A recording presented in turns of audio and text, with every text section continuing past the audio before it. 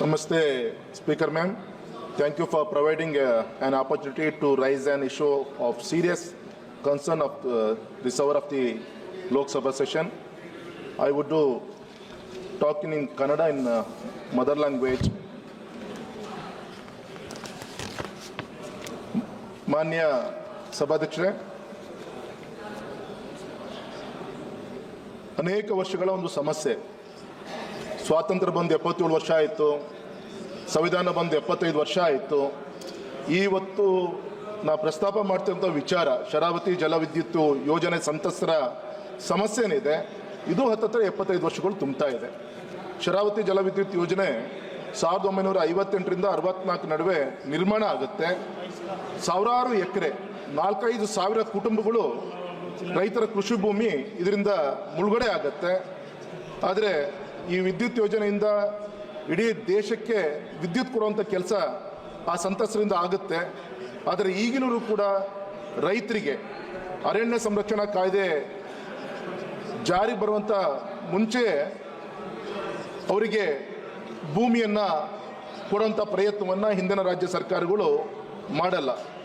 ರಾಜ್ಯ ಸರ್ಕಾರ 58ರಿಂದ 69ನೇ ಅವಧಿಯಲ್ಲಿ 9136 ಎಕರೆ ಅರಣ್ಯ ಪ್ರದೇಶವನ್ನು ಸಂತ್ರಸ್ತರಿಗೆ ಪುನರ್ವಸತಿಯನ್ನು ಕೊಡಲಿಕ್ಕೋಸ್ಕರ ಪ್ರಪೋಸಲನ್ನು ಕಳಿಸಿರ್ತಾರೆ.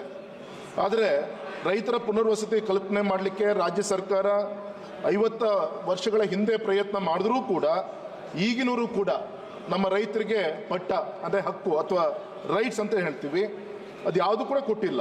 ಹಾಗಾಗಿ ನಮ್ಮ ಕೇಂದ್ರ ಸರ್ಕಾರ ರಾಜ್ಯ ಸರ್ಕಾರದ ಯಾವುದೇ ಸವಲತ್ತನ್ನು ಕೂಡ ಅವ್ರಿಗೆ ಮುಟ್ಲಿಕ್ಕೆ ಆಗ್ತಾ ಇಲ್ಲ, ಸ್ವಂತ ಮನೆ ಕಟ್ಟಲಿಕ್ಕೆ ಆಗ್ತಾ ಇಲ್ಲ, ಬ್ಯಾಂಕ್ ಗ್ಯಾರಂಟಿಗಳು ಸಿಗ್ತಾ ಇಲ್ಲ. ಈ ರೀತಿ ಕಣ್ಣೀರಲ್ಲಿ ಕೈಯನ್ನು ನಮ್ಮ ರೈತರು ತೊಳಿತಾ ಇದ್ದಾರೆ. ಹಾಗಾಗಿ ಈ ಸಂದರ್ಭದಲ್ಲಿ ನಾನು ವಿನಂತಿ ಮಾಡ್ಕೊಳೋದು, ಇವತ್ತು ಕೂಡ ಕೇಂದ್ರ ಸರ್ಕಾರದ ಒಂದು ಸಲಹೆ ಮೇರೆಗೆ ರಾಜ್ಯ ಸರ್ಕಾರ ಶರಾವತಿ ಜಲವಿದ್ಯುತ್ ಯೋಜನೆ ಸಂತ್ರಸ್ತರಿಗೆ ಪುನರ್ವಸತಿಯನ್ನು ಮಾಡಲಿಕ್ಕೋಸ್ಕರ ಅರಣ್ಯ ಭೂಮಿಯನ್ನು ರಿಸರ್ವ್ ಮಾಡಲಿಕ್ಕೆ ಅನುಮತಿ ಕೇಳಿಕೊಂಡು ಈಗಾಗಲೇ ಪ್ರಸ್ತಾವನೆ ಕಳಿಸಿದ್ದಾರೆ. ನಮ್ಮ ಕೇಂದ್ರ ಸರ್ಕಾರ ಸುಪ್ರೀಂ ಕೋರ್ಟಿಗೆ ಐಎ ಹಾಕಿ ಬರಲಿಕ್ಕೆ ಹೇಳಿತ್ತು. ಈಗ ಐಎ ಹಾಕಾಗಿದೆ. ಒಂದು ಸಂತೋಷ ವಿಚಾರ ಅಂದರೆ 3/12/2024ರಂದು ಭಾರತ ಸರ್ಕಾರ ಮತ್ತು ರಾಜ್ಯ ಸರ್ಕಾರ ಈ ವಿಷಯವನ್ನು ಸೌಹಾರ್ದವಾಗಿ ಬಗೆಹರಿಸ್ಕೊಳ್ಬೋದಾ ಅಂತೇಳಿ ಯೋಚನೆ ಮಾಡಿಕೊಂಡು ತಾವು ಜನವರಿ 20ಕ್ಕೆ ಮತ್ತೆ ಸುಪ್ರೀಂ ಕೋರ್ಟನ್ನು ಅಪ್ರೋಚ್ ಮಾಡಿ ಅಂತ ವಿನಂತಿ ಮಾಡಿದೆ. ಹಾಗೆ ನಾನು ಕೈ ಮುಗಿದು ನಾವು ವಿನಂತಿಯನ್ನು ಮಾಡ್ಕೊತೇನೆ. ಗೌರವಿತ ನಮ್ಮ ಕೇಂದ್ರದ ಅರಣ್ಯ ಸಚಿವರಂತ ಅರಣ್ಯ ಮತ್ತು ಪರಿಸರವನ್ನು ಉಳಿಸಲಿಕ್ಕೋಸ್ಕರ ಸಾಕಷ್ಟು ಶ್ರಮವನ್ನು ಹಾಕಿದ್ದಾರೆ. ಮತ್ತು ಮೋದಿಜಿ ಅವರ ನೇತೃತ್ವದಲ್ಲಿ ಅನೇಕ ಸಮಸ್ಯೆಗಳನ್ನು ಬಗೆಹರಿಸುವಂಥ ಕೆಲಸ ಆಗಿದೆ. ರೈತ ನಾಯಕ ಯಡಿಯೂರಪ್ಪನವರ ಒಂದು ಹೋರಾಟನೂ ಕೂಡ ಇದೆ. ದಯಮಾಡಿ ನಾವು ವಿನಂತಿ ಮಾಡ್ಕೊತೇನೆ, ಈ ಸಂದರ್ಭದಲ್ಲಿ ಇಂಟರ್ಫಿಯರ್ ಆಗಿ ನಮ್ಮ ಸಂತ್ರಸ್ತರಿಗೆ ನ್ಯಾಯವನ್ನು ಒದಗಿಸುವ ಕೆಲಸವನ್ನು ಮಾಡಬೇಕು ಅಂತ ನಾನು ಸರ್ಕಾರಕ್ಕೆ ವಿನಂತಿಯನ್ನು ಮಾಡ್ಕೊತೇನೆ.